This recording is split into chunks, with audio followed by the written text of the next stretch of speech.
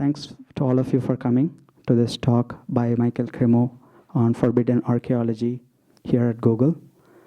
So when was the last time somebody questioned evolution? Do you know? Like, in your experience, any numbers? Like, I'm just trying to say how often it happens, somebody questioning such a major theory as evolution. Any guess? I mean, before the talk. Sorry? Okay, that's good. Yeah, that's good that people are aware of that debate. Some people don't even know that it's a theory and it's being debated, and they just take it for a fact as much as gravity. That's good to know that you are aware of that.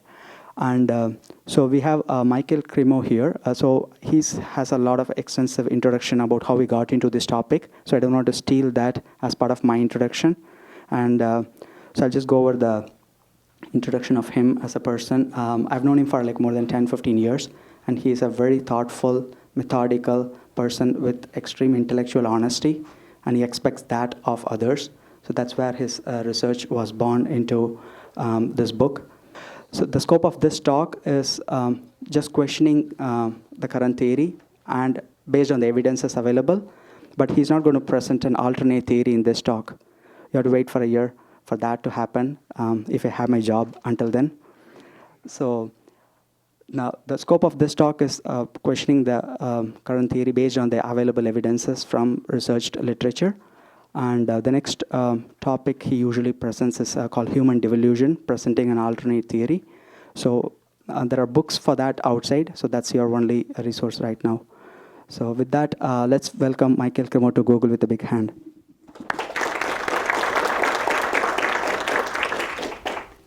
Thank you for the nice introduction.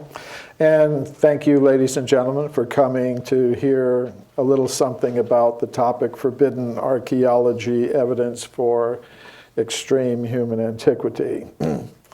So just to keep things honest, I'm a researcher in human origins for the International Society for Krishna Consciousness, and my research is inspired by my studies in the ancient Sanskrit writings in India, especially the Puranas, the historical writings.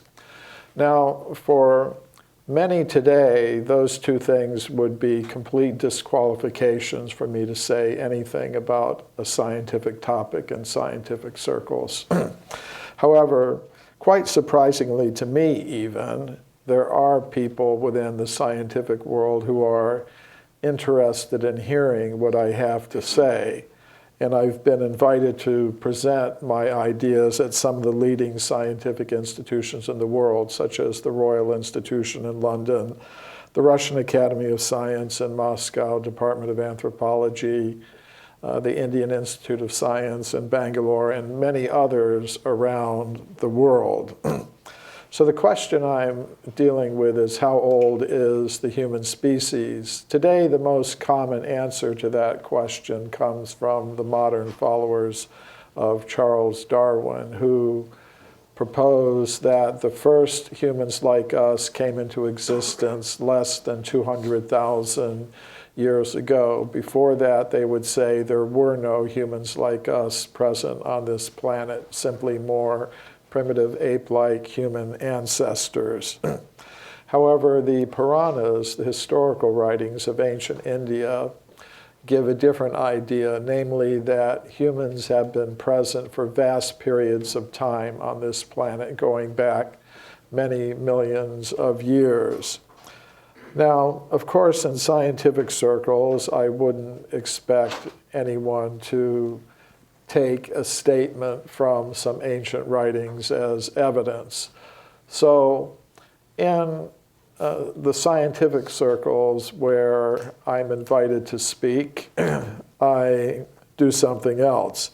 I make a prediction, namely, if what the Puranas say about human antiquity is true, there should be reports of archaeological evidence for humans existing much further back in time than 200,000 years ago, perhaps going back many millions of years.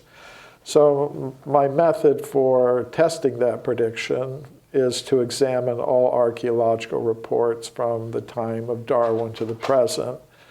And not just in English, I have a reading knowledge of most of the major European languages. So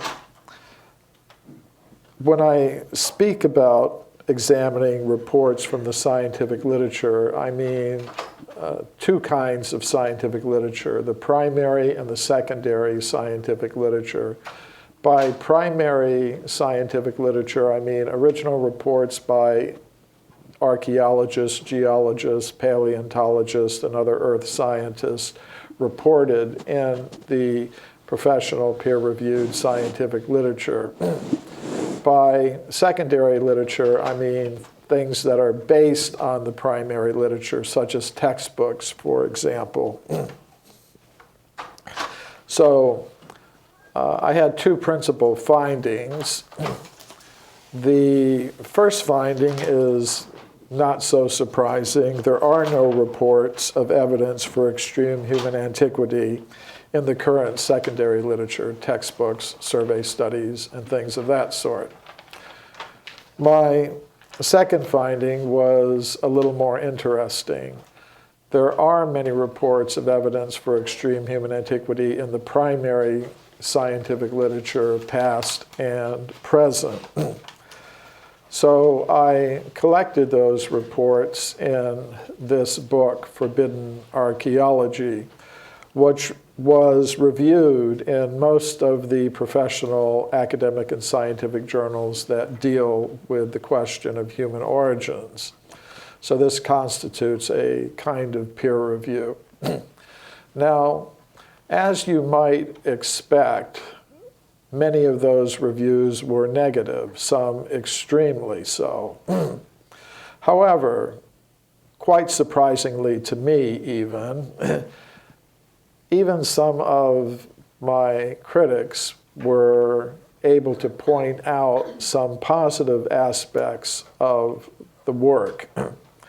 For example, David Oldroyd, a noted historian of science, in a 28-page review article about the book, asked the question, so has Forbidden Archaeology made any contribution to the literature on paleoanthropology? Our answer is a guarded yes for two reasons. First, he said, much of the historical material has not been scrutinized in such detail before. In other words, as a professional historian of science dealing with these particular questions, he had not encountered any work which had gone into history in such depth before. And second, he said the book raises, quote, a central problematic regarding the lack of certainty in scientific truth claims. Now, after the book was published and many of the reviews came out, I began speaking about the topic of the book at scientific conferences. The first time I did that was in 1984 at a meeting of the World Archaeological Congress. It's the world's largest international organization of archaeologists. I presented a paper there called Puranic Time and the Archaeological Record. And that paper was selected for publication in a peer-reviewed conference proceedings volume called Time and Archaeology, which came out from Routledge, a major scientific publisher. And subsequently, I've presented papers on my work at many other meetings of the World Archaeological Congress, and also meetings of the European Association of Archaeologists.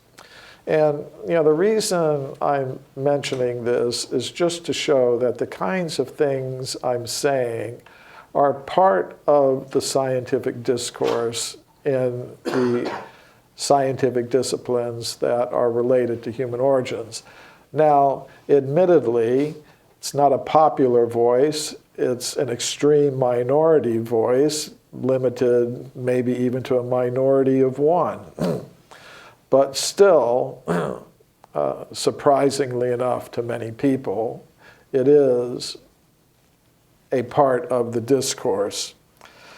So one of the questions I had about the kind of evidence I'm talking about is why exactly is it missing from the current secondary literature if it's there in the primary literature. And I'm proposing it's because of a process of knowledge filtration that operates in the world of science. And here I'm not talking about a satanic conspiracy to suppress truth. I'm talking about something that philosophers of science and historians of science have understood for a long time, namely that theoretical preconceptions can influence how scientists may react to different categories of evidence that come to their attention. We can call the blue box the knowledge filter. What it represents is the dominant consensus in a scientific discipline at a particular point in time. And reports of evidence that conform to the dominant consensus will pass through the knowledge filter fairly easily, whereas reports of evidence that radically contradict a dominant consensus tend to be filtered out, ignored, forgotten, set aside, dismissed. And this was something that one of the reviewers of Forbidden Archaeology noted. The French archaeologist Marilyn Patou-Mati noted in her review of Forbidden Archaeology and L'Anthropologie. Cremo and Thompson have written a provocative work that raises the problem of the influence of the dominant ideas of a time period on scientific research. These ideas can compel the researchers to orient their analyses according to the conceptions that are permitted by the scientific community. So it was interesting to me that an archaeologist grasped correctly what, the point we were trying to make in the book and wasn't just dismissing it as, oh, these are conspiracy theorists. I'm now going to go over some of the kinds of reports that I'm talking about. This is Virginia Steen McIntyre, an American geologist. She was involved in dating an archaeological site at Huayatlaco in Mexico. There, archaeologists had discovered projectile points and other stone tools and weapons. And they were, of course, interested in how old these things were. This is the excavation at Huayatlaco. And the artifacts were photographed intact in the layers of rock in which they were found. Virginia Steen McIntyre and her colleagues used 4 different methods to date the site. Animal bones with butchering marks were found in the same layers with the stone tools. The geologists used the uranium series method to date those bones. They got an age of 245,000 years.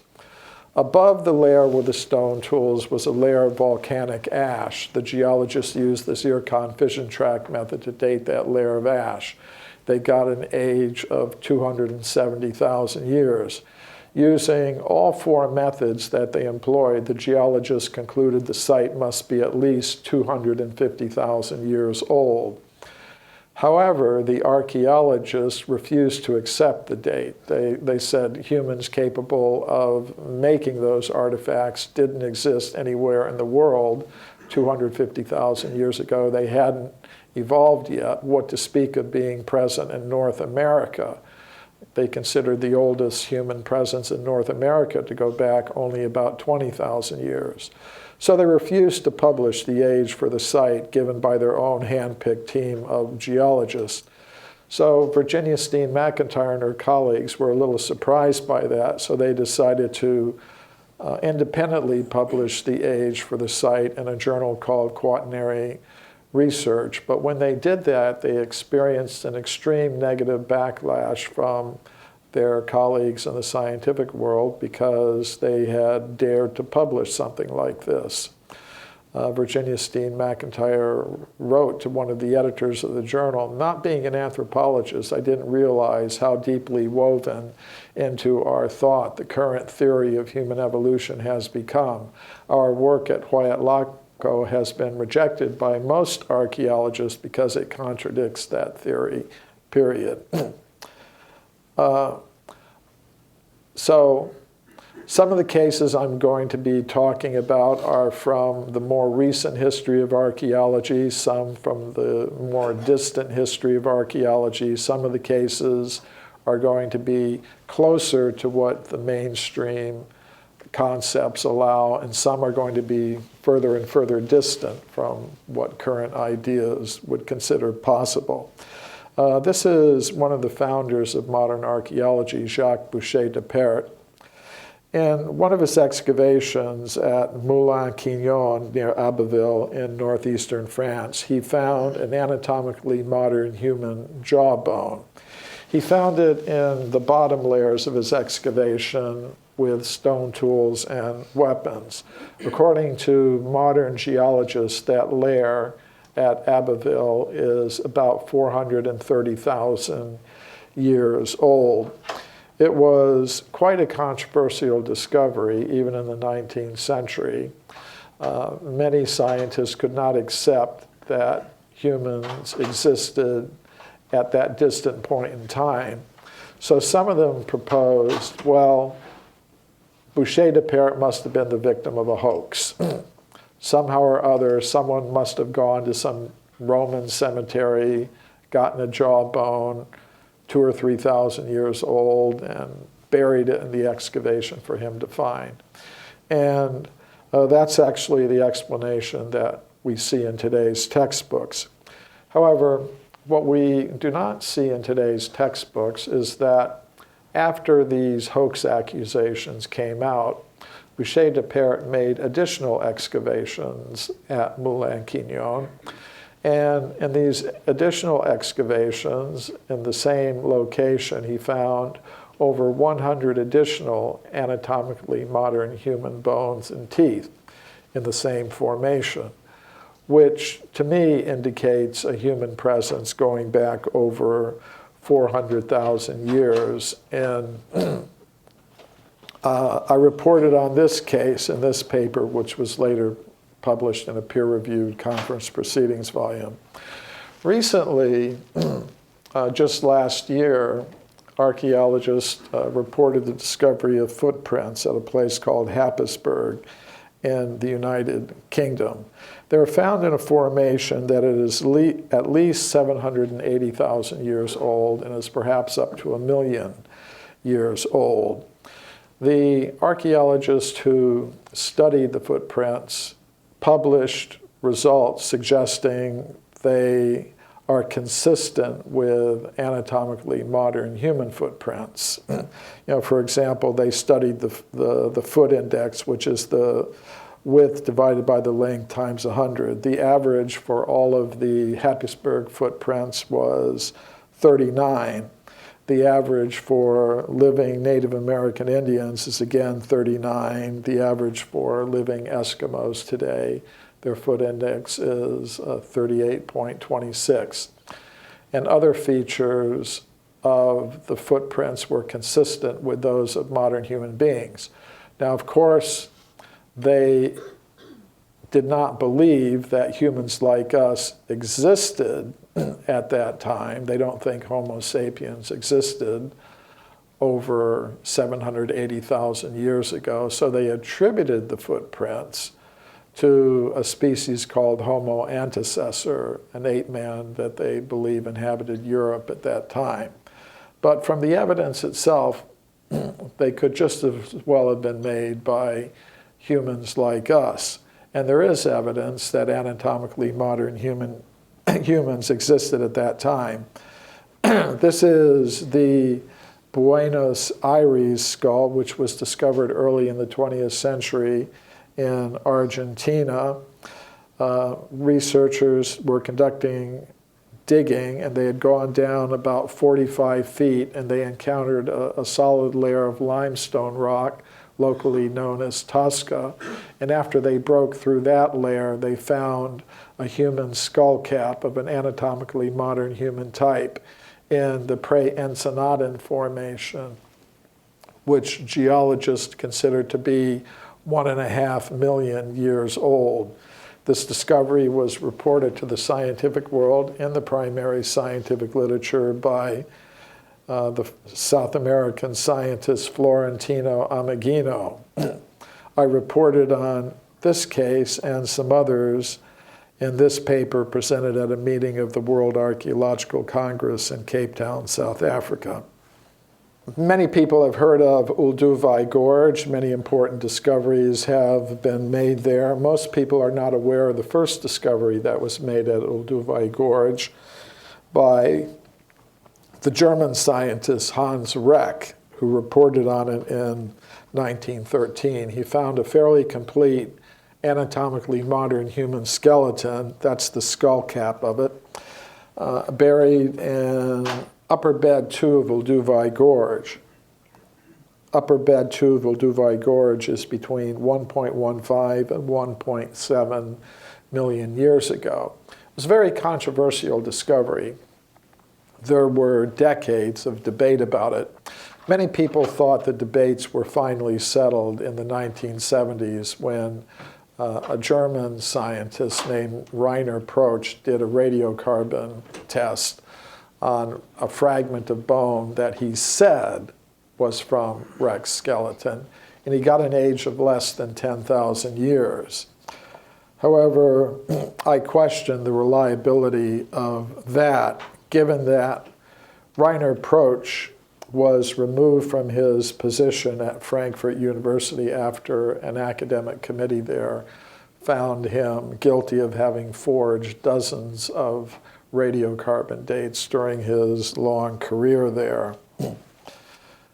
Another report from the earlier history of archaeology, the jaw, fossil human jaw, reported by Dr. Robert Collier.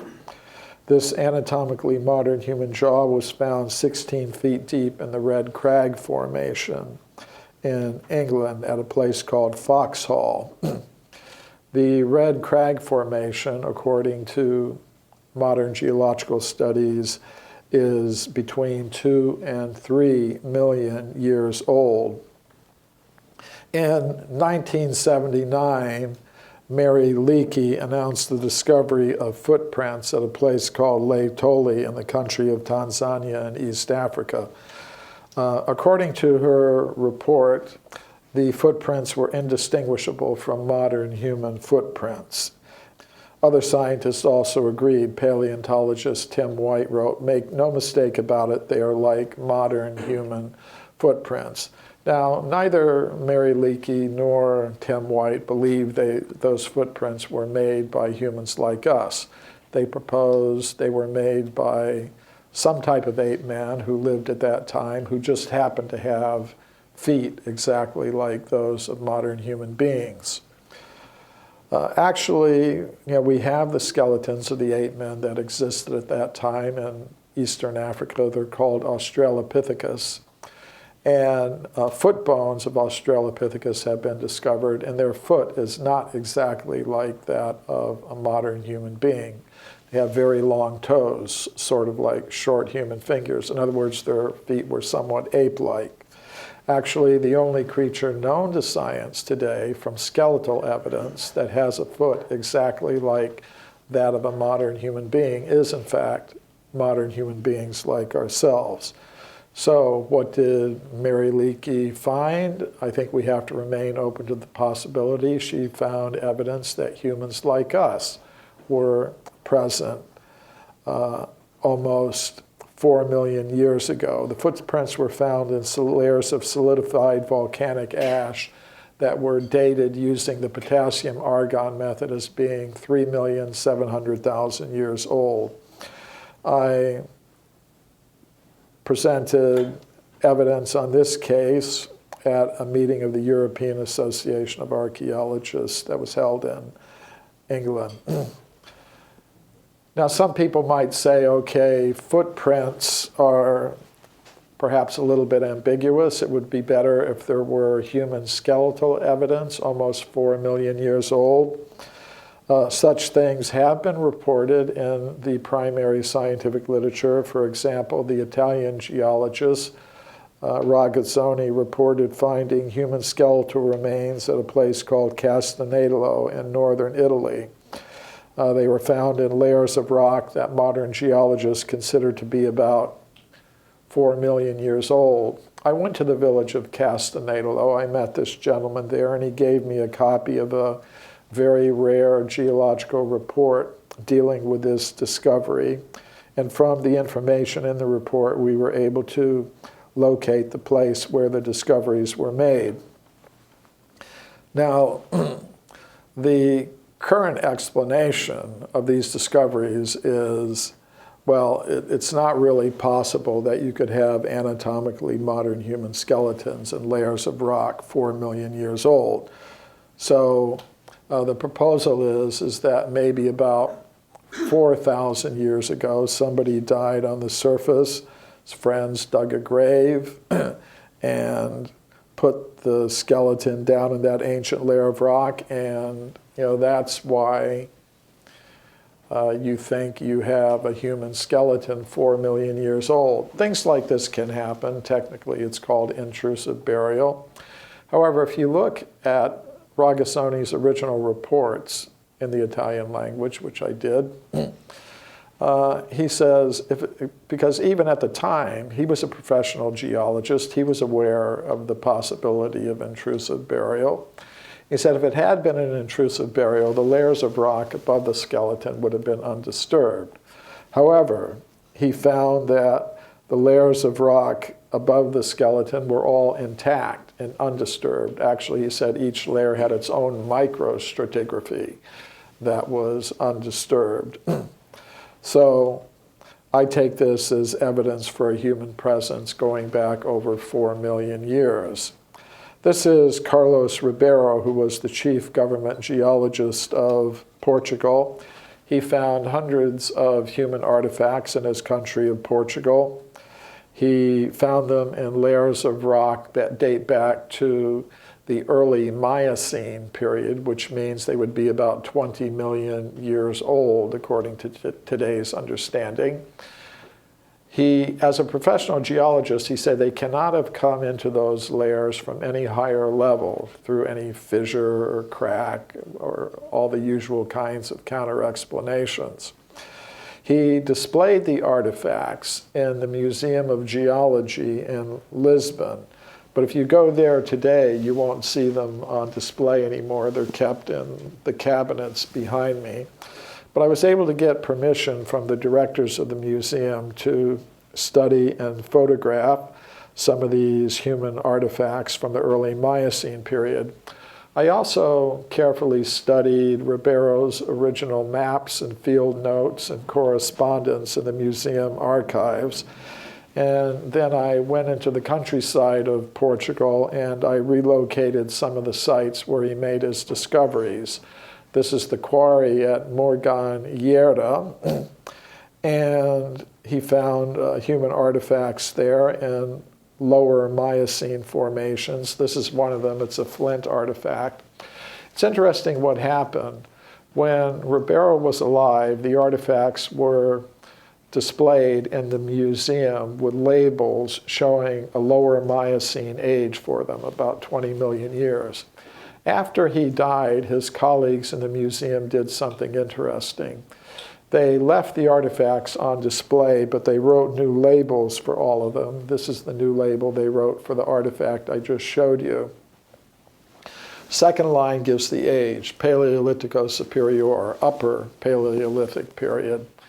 According to geologists today, that period in Europe goes back about 20,000 years.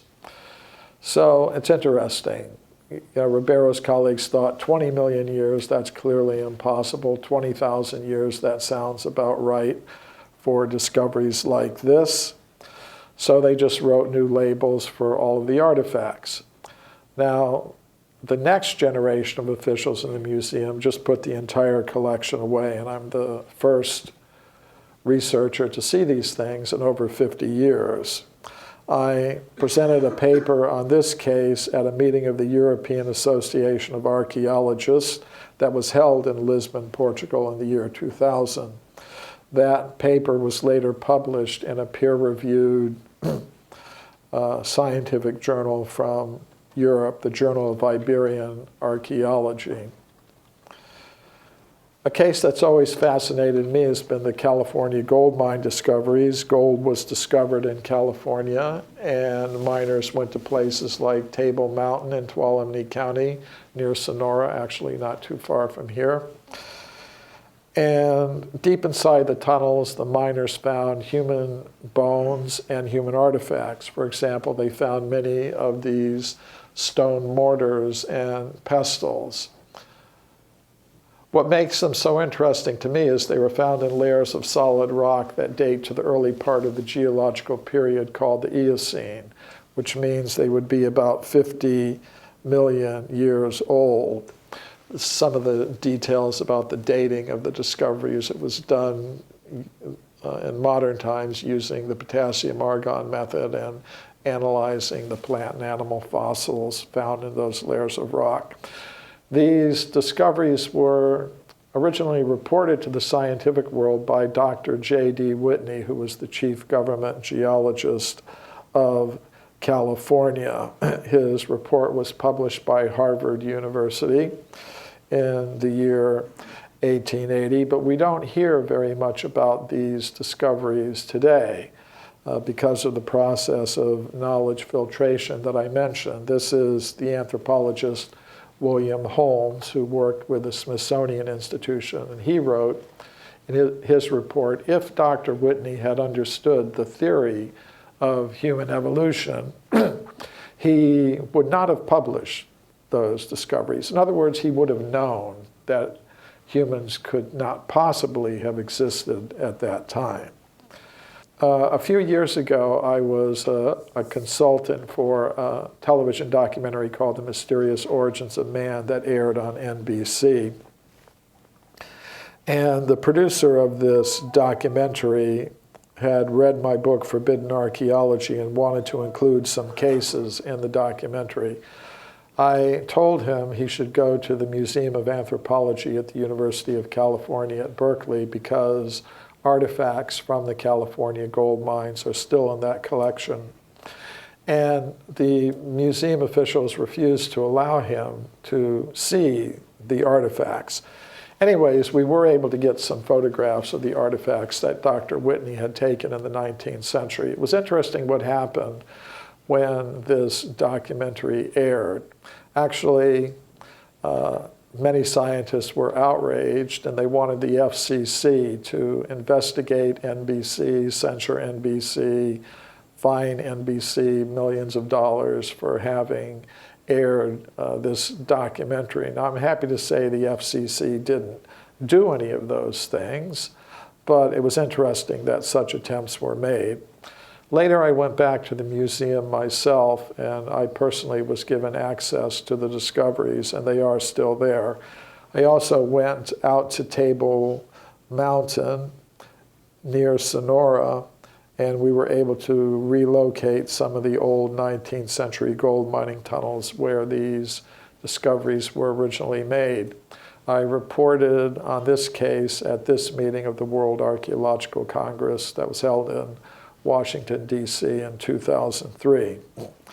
So how far back in time can we go with evidence like this? In 1862, a scientific journal called The Geologist published an interesting report. An anatomically modern human skeleton was found 90 feet below the surface of the ground in Macoupin County in the state of Illinois near St. Louis. According to the report, above the skeleton was a thick layer of slate rock that was unbroken. That's an important detail because it kind of rules out the intrusive burial hypothesis. This report from Scientific American tells of a beautiful metallic, one more detail. According to modern geologists, the layer where the skeleton was found is about 300 million years old. This report from Scientific American tells of a beautiful metallic vase that was found 15 feet deep in solid rock in Dorchester, which is in the Boston area. According to modern geological reports, the age of the formation at that location and depth is about 600 million years from the Cambrian period. Now, I could actually keep you here for days and days and days because there are hundreds of reports like this in the primary scientific literature. I'm not going to do that, but I'll make some concluding remarks. The significance of this evidence would be that it would contradict the now dominant ideas about human origins. And this was actually recognized by one of the architects of the current paradigm, Dr. William Howells of Harvard, who wrote to me after he read Forbidden Archaeology, and he said a few things about it. He said, "Forbidden Archaeology represents much careful effort in critically assembling published materials." I thought it was nice that he recognized that. And then he said, "Most of us, mistakenly or not, see human evolution with man emerging rather late," and that's the actual fact. Most scientists actually do see things that way. And he went on to say, to have modern human beings appearing a great deal earlier would be devastating to the whole theory of evolution. So that's what he saw as the impact of this kind of evidence, if it were to be taken as genuine. Now, not everybody is willing to do that, admittedly.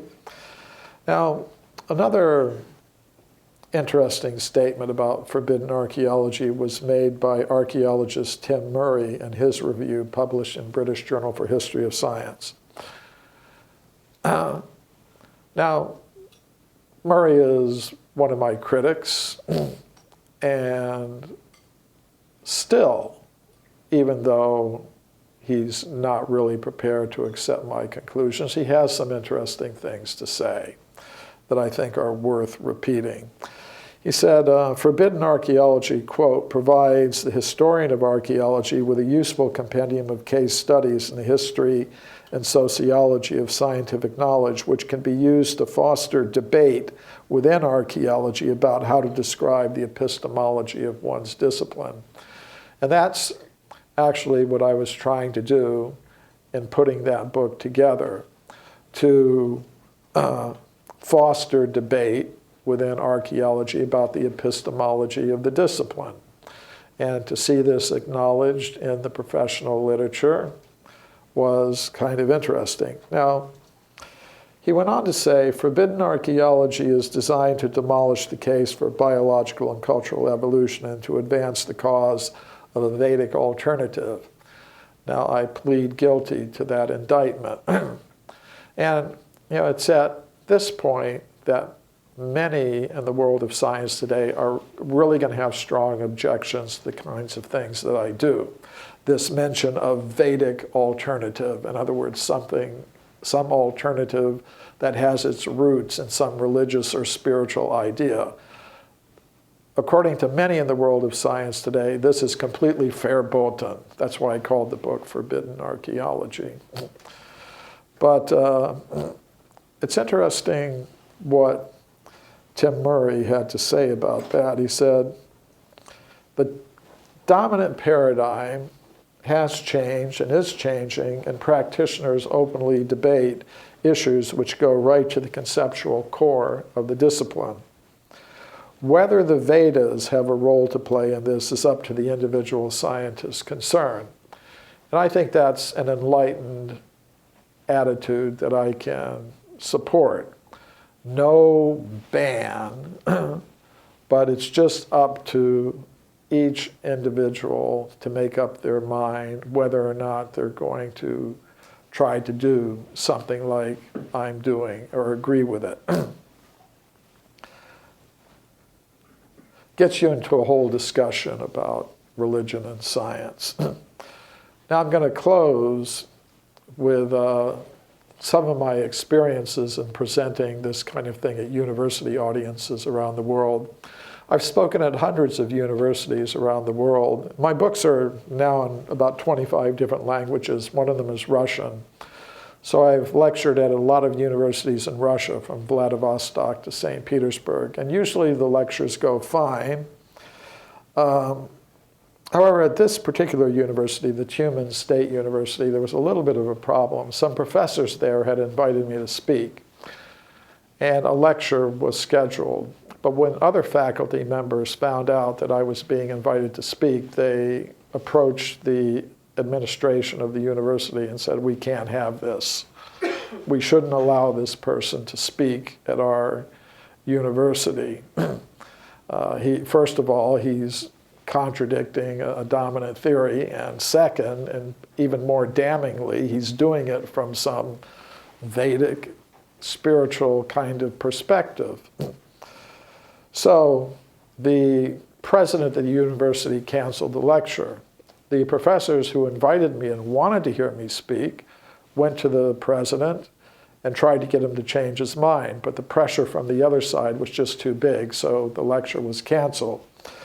So then the professors who invited me went to the local branch of the Russian Academy of Sciences, and they spoke to the director there. He said, okay, if they won't let him speak at the university, he can speak here at the Russian Academy of Science building.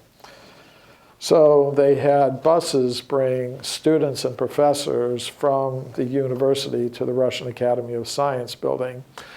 And the professors who invited me said more people came than would have come if the lecture had been held at the university.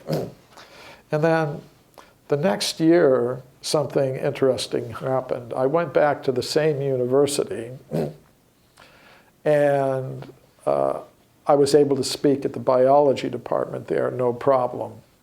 I guess they just thought, better let him talk and let people just make up their minds about what he's saying. You know, they're intelligent. They'll be able to figure out if they can agree or not agree. It's not going to be the end of the world if he talks. These are some of my works: The Forbidden Archaeologist, Forbidden Archaeology, Hidden History of the Human Race, Human Devolution, My Science, My Religion, some contact information.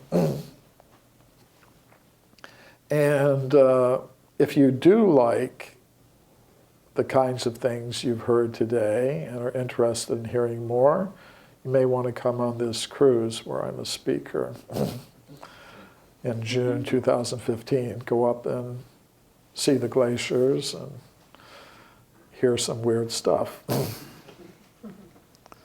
So, I've ended 5 minutes before I intended to. Yeah. I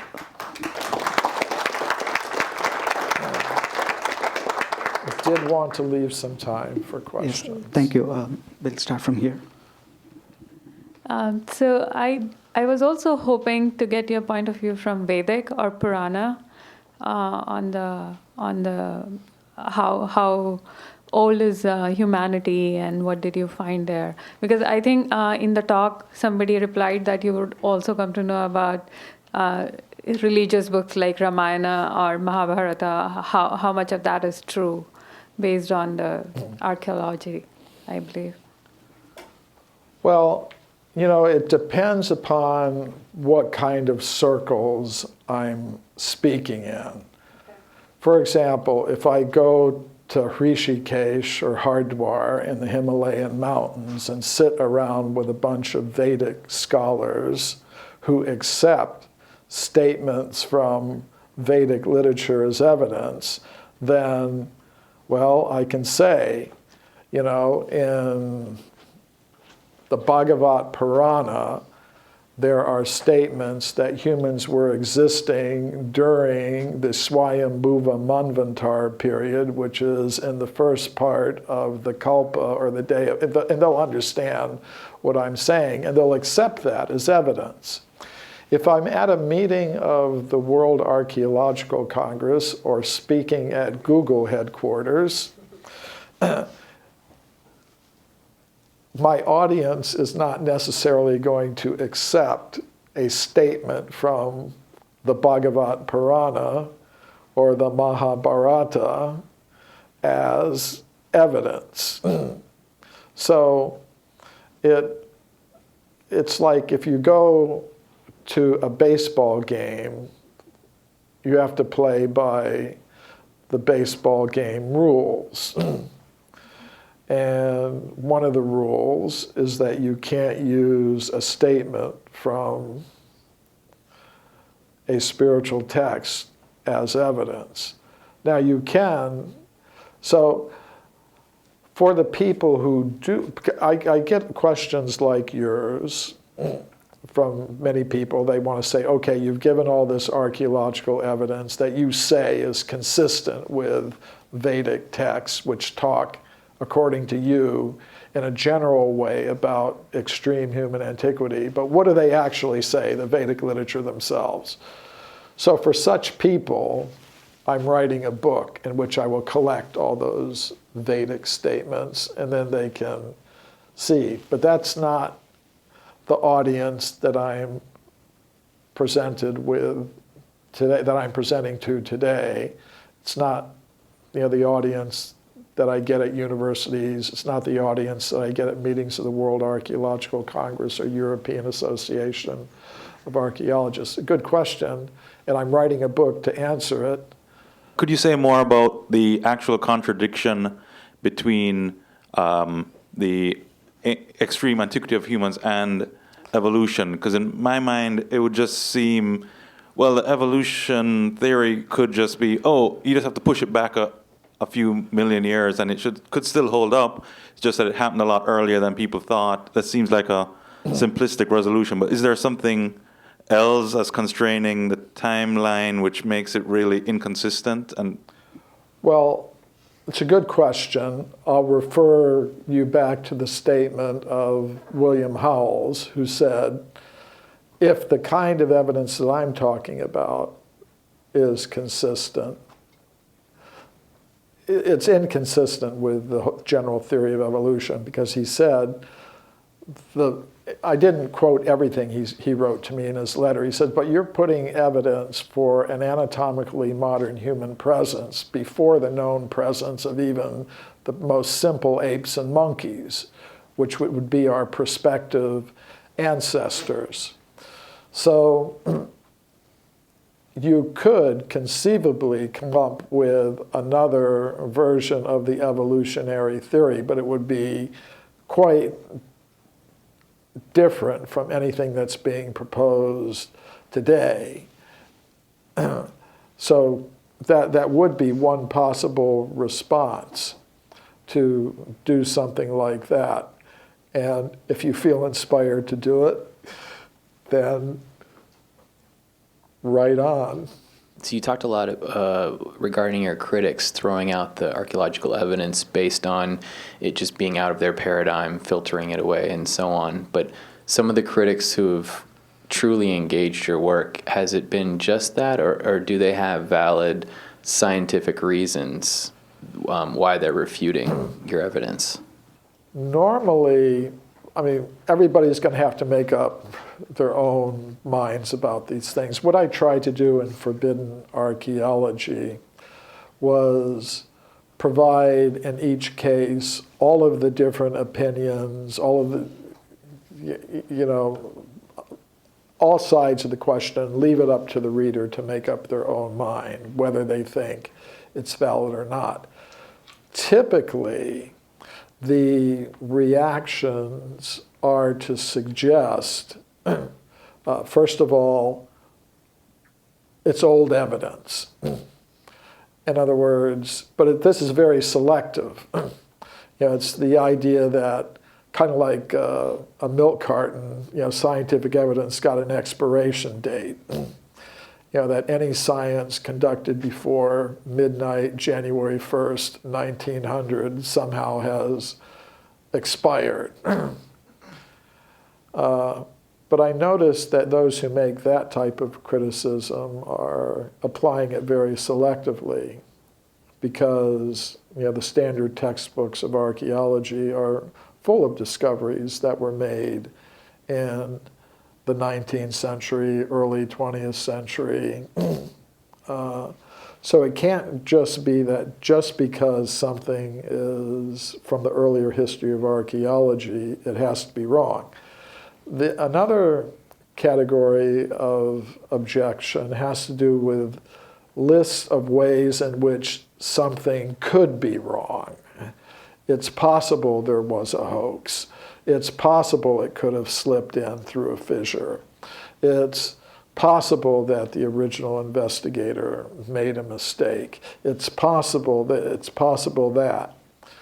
My general response to that category of criticism is everything is certainly possible, but if you're going to proceed in a scientific way, you should be able to show that in this particular location there was a fissure, there were artifacts on the surface that resemble those that were found at that level, and there definitely was a way they could have got down there. So that's another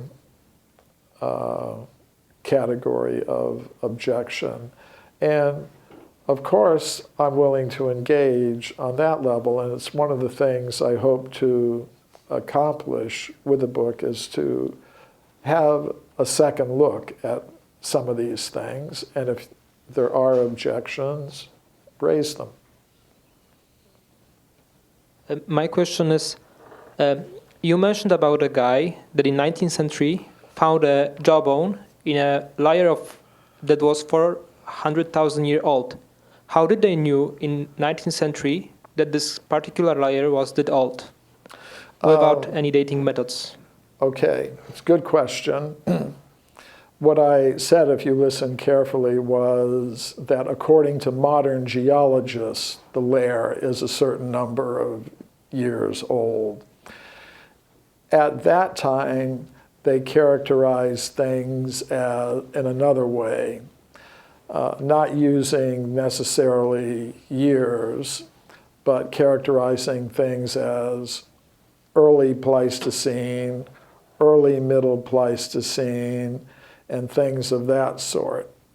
So if you translate those terms to the modern dates that are attached to those terms, it works out. So they would have said that jawbone was found in an early Pleistocene layer, which would mean it would have to be, several 100,000 years old at least. That's why I went by to give an age in years, I went by the modern geological dating of those layers at Abbeville. For example, Ribeiro, he would have said, these stone tools are early Miocene. Now, in the 19th century, the conception of the Miocene was there, but it wouldn't be exactly the number of years that we now attach to it. But still, it was considered to be very old in terms of the succession of geological layers. But just for current reference, I give the estimates in years that modern geologists have determined for these layers. Same with Dr. Whitney's report. He would have said, these layers are from the Pliocene period, which is an old geological period.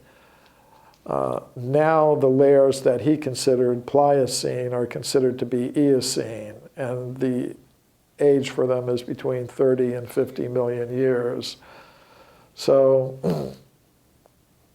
in the 19th century, they wouldn't be using the same number of years that we do, but they had a concept still that in terms of the system they were using, it was older. They expected human beings like us to appear only in the very latest, very recent Pleistocene period. So if it was from the middle or the early Pleistocene, that would be anomalous for them. Is that helping? Let's say it's 19th century, we dig a hole in the ground and we find few layers, and they somehow decided, oh, this layer is younger, this is older, based on the depth, but then they put some dates to it. And I think it's almost the same as right now. We also have layers and they have dates attached to them, and My concern is that maybe we just attach the dates badly.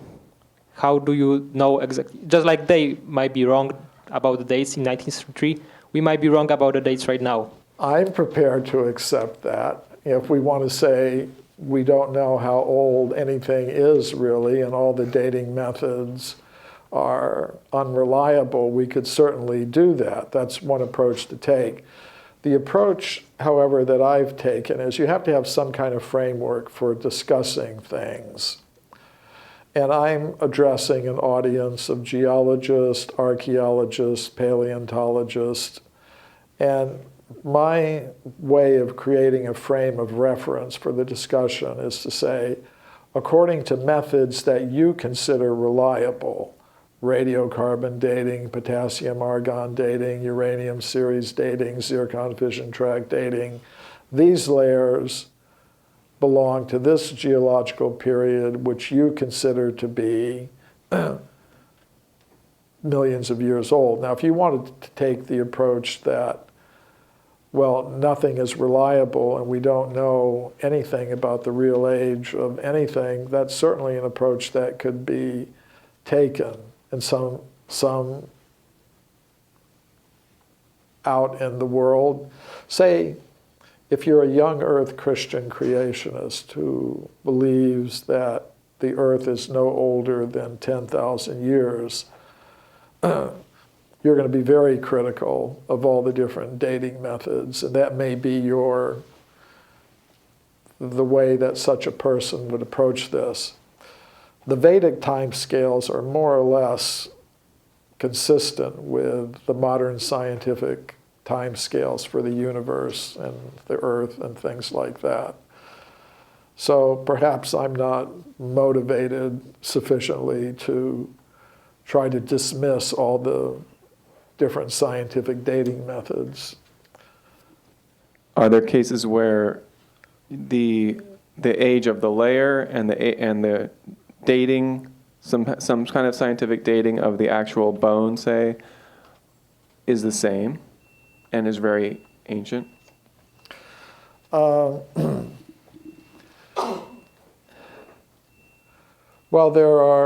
if we're talking about bone, there are only a very few methods that can be used to directly date bone. There's the radiocarbon method, but that works only back to about 50 or 100,000 years at most, because it's based on the decay of carbon-14, which has a half-life of about 5,000 years, and after about 20 half-lives, there's nothing left to measure. There's the uranium series method, which is based on the decay of uranium to different daughter isotopes. And by measuring the ratios of those isotopes and making certain assumptions about intake and outflow of ions, you can date bone going back a few 100,000 years. But if we're talking about the formations that are millions of years old, say early Pleistocene formations, Pliocene formations, Miocene formations, there's no method that will allow you to directly date the bone.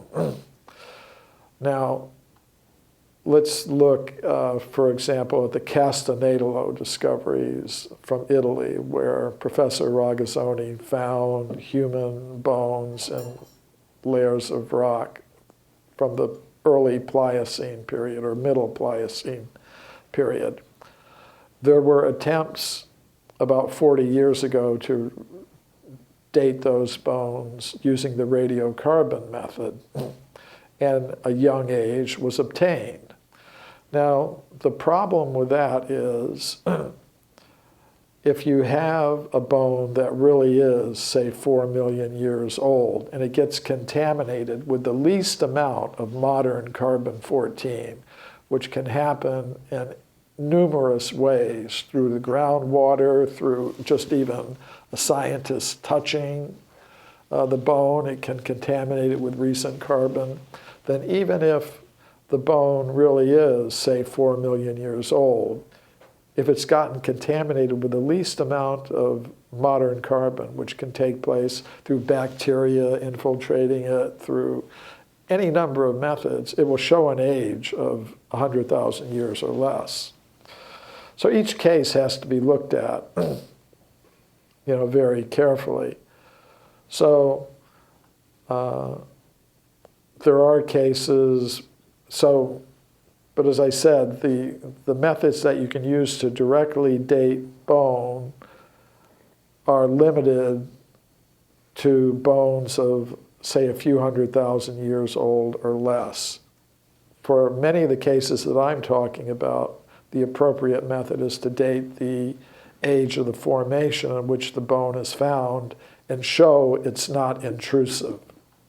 But you could say, okay, well, this layer is more than 300 or 400,000 years old, and the bone is shown to be greater than 300,000, something greater than 300,000. But are there any cases like that then? I can't think of any right offhand, because usually the attempt is to show the bone is, in the kinds of cases that I'm dealing with, there are attempts to show that the bone is not as old as it's purported to be. Undoubtedly, there are cases like that, but I can't, I'm not able to give you one right off the top of my head. I'm curious whether, from your perspective, the scientific evidence is sufficient to convince you by itself. And if it is sufficient to convince you by itself, then why refer to the Vedic texts at all? Is there something special about the Vedic texts that, mystical texts from other cultures lack? Yeah, it's a very good question, and I am open about what my epistemological commitments are. And if we study the Vedic epistemology, it tells us there are different ways of getting evidence. There are different categories of evidence. They're called pramanas. One is called the pratyaksha pramana. That means sense evidence, things we can touch, see, measure. Then there's anumana, which means logical inference. If it's like this and this, then it must be like that. These methods for getting knowledge about, especially about things that are beyond the range of the senses, like what was happening millions or billions of years ago, they become problematic. And therefore, according to the Vedic epistemology, one can rely upon another type of evidence, testimony. It's called the Shabda Pramana, which is based on the idea there is some kind of higher intelligence that is aware of these things and can communicate information about them. And that's considered to be a higher kind of evidence. However, as I said, that is not the epistemological assumption that's dominant today in the world of science. If you actually go back in European science, even to 300 or 400 years ago, you'll find that many of the scientists had similar epistemological commitments, where they were, even say somebody like Michael Faraday, physicist who did a lot of the work that unified electricity and magnetism.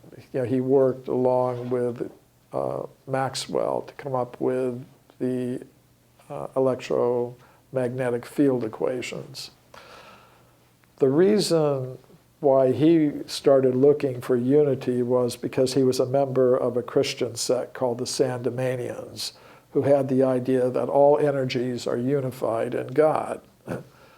So based on his spiritual conviction that energies are unified, he decided, he was inspired to do the work that led to his integration of electricity and magnetism. And he also tried to bring gravity into the equation. It's something that's still troubling physicists today, how to